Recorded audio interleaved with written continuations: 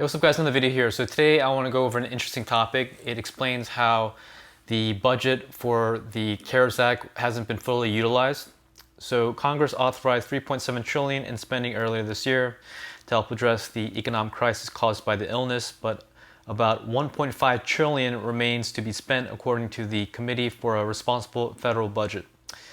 Meanwhile, as some of the earlier relief programs expire, Congress is in the middle of an intense negotiation over the next and likely last major economic response to the illness.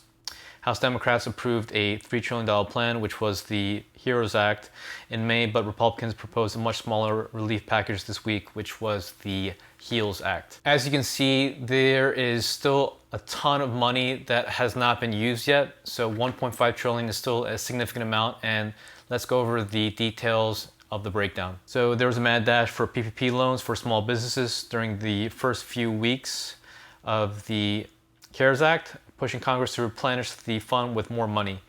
More than $520 billion has been lent. But by now, most of the businesses that have been applied for a loan have received one, and there's about $130 billion that remains. So the Republican stimulus bill put forth this week would allow for some of the hardest hit businesses to apply for a second loan. It proposed repurposing the remaining funds and adding $90 billion. This is what the HEALS Act is trying to implement, additional PPP loan funds, but apparently, there's still a significant amount left, over $100 billion, so let's see what happens. The House Democrats may not like the fact that they're going to be trying to repurpose and put additional funds for the PPP loans, but we'll see what happens. But again, it's more likely that they won't be putting in too much additional money for the PPP loans. Again, from what we see prior, there was a lot of abuse of the system, and the House Democrats may not like that too much. So next is, even though there are shortages and delays across the country, just $16 billion of the $25 billion allocated by Congress in April for the illness testing has been spent so far, according to the CRFB.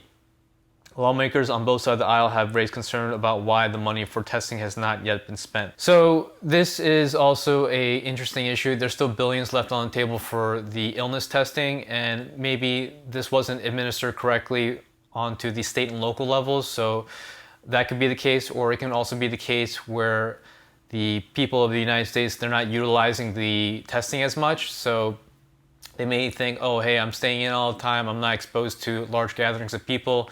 I may not need to do the testing. So it can be also that. But also it's suggested that by many medical professionals not to seek testing because it's very limited as far as the resources go, and not to waste the test if you don't have symptoms of the illness. So I can see both sides of the argument, but again, there still is very significant funds left for this, and let's see what happens. But I don't see the HEALS Act addressing additional funding for illness testing if so much has not been used yet. So next, a big chunk of the money authorized by Congress, about $500 billion, was given to the Federal Reserve so that it could design lending programs for struggling companies. However, it took months for the Fed to come up with the right set of rules for these programs. The Main Street Lending Program for small and medium-sized businesses didn't launch until mid-June.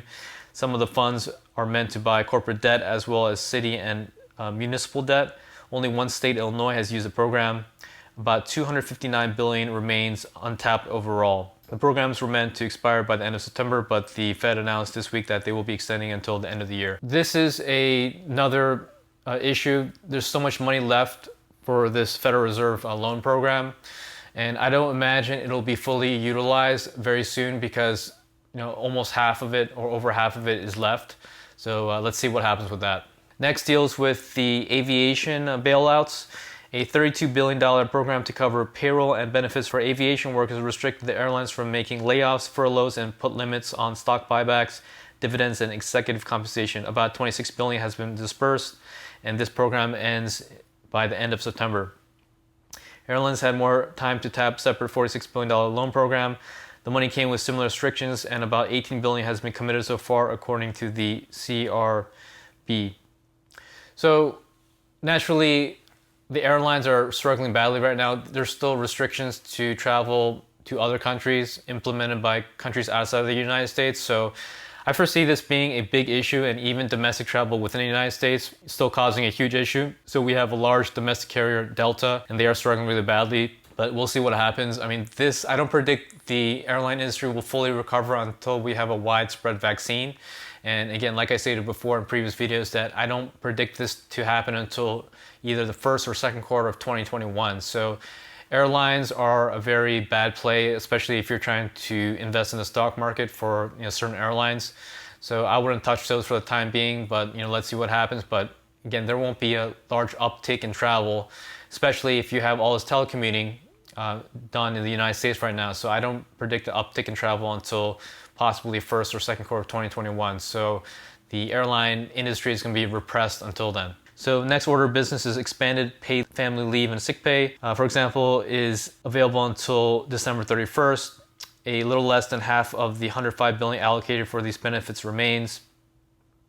Lawmakers also added 13 weeks of unemployment benefits beyond what the states offer. Most of that $50 billion hasn't been spent yet, as many people are still receiving their state benefits. Congress also created several tax benefits for businesses, like allowing them to deduct more losses and to defer payroll taxes. Those benefits may not have been taken advantage of yet. So it looks like this expanded paid and sick leave hasn't been utilized yet. So this may be a total wash because, as you see, local and state economies are coming back online. So I don't predict this particular provision in the CARES Act will be fully implemented, but we'll see. It may come into play if there's second and tertiary waves of the illness, but again, as the vaccine comes, it's going to be a moot point. So I don't envision this amount to be totally utilized for the time being. Okay, lastly, nearly all of the $150 billion for states, counties, and cities is out the door. The money was meant to help them cover illness-related costs and is much needed as they were facing severe budget shortfalls and deficits. But even though the money has been dispersed by the federal government, the states themselves have been slow to spend it. They've used just 25% of the funds allocated by Congress, according to a Treasury report released this week. Even though all the funds to the state and local governments has already been dispersed, again, like I stated, $150 billion, only 25% of it has been utilized. So the states and local governments still have a very substantial amount, again, 75% of this allocated amount to use in the case they need to tap into it to fund, for example, state unemployment, things like that. So like I stated before, just be aware that all these things are going to hold the next HEALS Act up, or whatever they end up calling it. Again, don't expect your stimulus check until late September, because I'm not optimistic that the stimulus check or this particular stimulus package will be passed by August 7th. If it did pass by August 7th, you may get it by late August.